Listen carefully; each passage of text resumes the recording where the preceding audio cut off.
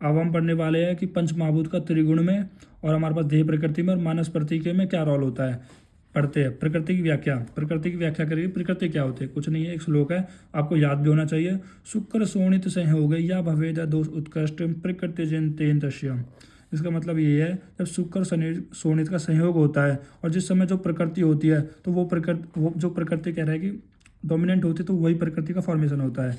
हिंदी पढ़ते हैं। शुक्र और शोणित के संयोग के समय जिस दोष की प्रबलता होती है, यानी जब शुक्र और शोणित यानी स्पर्म और ओवन जब मिलते हैं और जब उनमें जिस दोष की प्रबलती होती है, किस में होती है जिस दोष की डोमिनेंस है, मतलब फादर में और मदर में। फादर और मदर में जिस दोष जिस समय बढ़ा हुआ होता है और उसी के अनुसार प्रकृति का निर्माण होता है। मान लो कि ये हस्बैंड है, देखो ये मान लो ये हस्बैंड है यहाँ पर और ये वाइफ है, और इसमें मान लो वात दोष बढ़ा हुआ है और इसमें कफ दोष बढ़ा हुआ है, और अब इन्होंने क्या हुआ, सेक्सुअल इंटरकोर्स किया।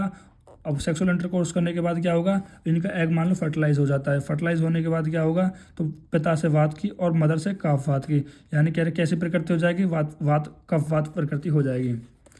अर्थात प्रकृति निर्माण में वात पित्त एवं कफ योगदान होते हैं। प्रकृति में कौन कौन से होते हैं? वात पित्त कफ योगदान होते हैं। इन्हें दोषज प्रकृति कहा गया है।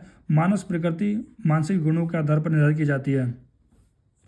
ठीक है, देखो सारी देशज प्रकृति कौन सी? वात पित्त कफ। और मानसिक प्रकृति कौन होती है? जो सत्व रजतम होती है।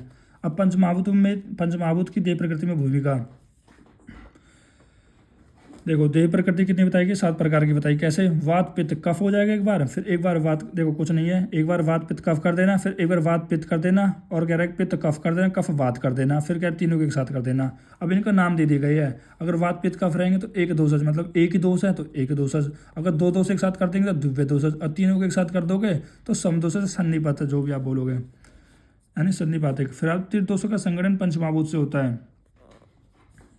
त्रिदोष में बताया गया कि त्रिदोष में कौन कौन से पंचमहाभूत होते हैं। यार सब जानते हैं, बेसिक है, शॉर्ट्स में भी बता चुका हूँ, ट्रिक बता चुका, सब कुछ मैं आपको शॉर्ट में अपलोड कर चुका हूँ।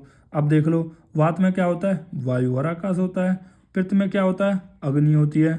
और कफ में क्या होता है? जल और पृथ्वी होती है। दोष और पंचमहाभूत, यानी जो त्रिदोष, दोष और पंचमहाभूत के संबंध को देखकर यह स्थापित किया जा सकता है कि पंचमहाभूत की देह प्रकृति में भूमिका होती है।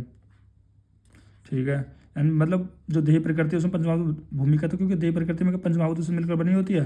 प्रत्यक्ष देखा जाता है कि वात प्रकृति के सारे लक्षण वायु और आकाश महाभूत के अनुसार होते हैं। यानी ऐसे इंसान की जिसकी वात प्रकृति होती है उसके सारे लक्षण किससे मिलेंगे? हमारे पास किससे मिलेंगे? वायु और आकाश महाभूतों के अनुसार होते हैं। मतलब क्योंकि इनमें जब इनसे बनी हो भाई पंचमहाभूत से, तो वो बनी होती है। जैसे वात है, वात किससे मिलकर बना होता है? वायु और आकाश से बना होगा। जब वात मिलकर ही वायु आकाश से बना होगा, और जिसके अंदर वात होगा तो उसके अनुसार भी, उसके अंदर भी तो कह रहा है वायु और आकाश वाले लक्षण आएंगे। पित्त प्रकृति वाले के अनुसार अग्नि महाभूत के अनुसार, और कफ प्रकृति वाले जल और महाभूत के अनुसार। देखा होगा ना कि वात वाले प्रकृति के पास जो वात प्रकृति होता है वो बहुत ज़्यादा तेज बोलता है, और जो पित्त प्रकृति होता है उसे बहुत तेजी से गुस्सा आ जाता है। और कफ प्रकृति भाई बहुत लेजीनेस है, आपने भी देखा होगा कि कुछ पर्सन बहुत लेजीनेस होते हैं और कुछ वैसे बहुत ज़्यादा एक्टिव होते हैं। तो ये सब किस वजह से होते हैं? वो उनकी कह रहे हैं कि कौन सा इसमें दोष है, इनकी वजह से होते हैं। फिर अब हम देखते हैं आगे। प्रत्यक्ष देखा जाता है कि वात प्रकृति के सारे लक्षण ये हमने पढ़ लिया। इस प्रकार द्वतंज और सन्निपातक प्रकृति में दोष और महाभूतों को सामान्य प्रस्तावित किया जा सकता है। ठीक है, फिर आप देखते हैं त्रिगुणों मांस। देखो ये तो हमने देख ली कौन सी, शारीरिक प्रकृति यानी दोषज प्रकृति। फिर हम देह प्रकृति। फिर हम देखते हैं त्रिगुणों में मानसिक प्रकृति क्या भूमिका है। मानसिक प्रकृति 16 प्रकार की बताई गई है। 7 सात्विक, देखो सात्विक कैसे याद करोगे? 7 7 और 6 राजसिक, सिक मतलब 6 सिक मतलब 6, ताम मतलब 3। सिंपल से ट्रिक है भाई। कितनी होती है मानसिक प्रकृति? 16 बताइए। सात्विक 7, राजसिक 6, तामसिक 3। नाम से याद करने की कोशिश करा करो। मानस प्रकृति में त्रिगुणों की भूमिका स्पष्ट रूप से दिखाई गई है। देखो ये रही ना, तीन गुण, सत्व रज और तम त्रिगुण कहा गया है। मानस प्रकृति में त्रिगुणों की भूमिका स्पष्ट रूप से दिखाई दी है, क्योंकि प्रत्येक मानस प्रकृति के लक्षण त्रिगुण के आधार पर ही होते हैं। देखो वात में क्या होता है? वायु होता है। वात में और क्या होता है? आकाश होता है। वायु में रज और तम, इसकी मैट्रिक आपको बता चुका हूँ। वात में क्या हो जाएगा? देखो वायु कैसी होती है? रज, और आकाश कहता है सत्व। यानी जैसे हम वात बोल दो, पित्त बोल दो, कफ बोल दो, तो कुछ भी नहीं है। तो वात में क्या बोला गया है? रज और सत्व। पित्त में कह रहा है सत्व और रज। कफ में कह रहा है सत्व और रज प्लस तम। कुछ नहीं है आपको, बस अगर आपको ये पता है कि वायु कह रहा है कौन कौन से महाभूत से मिलकर बना होता है, अगर आपको महाभूत पता है तो आपको कह रहा है त्रिगुण भी बता सकते हो। देखो ये तो हो गए हमारे पास महाभूत, और ये हो गए हमारे पास त्रिगुणात्मक। वायु खुद कैसा होगा, वायु रज होता है यानी बहुत ज़्यादा एक्टिवनेस होता है। आकाश कैसा होगा, लाइटनेस होगा। पित्त कैसा होगा, अग्नि, और अग्नि में क्या आता है, सत्व प्लस रज।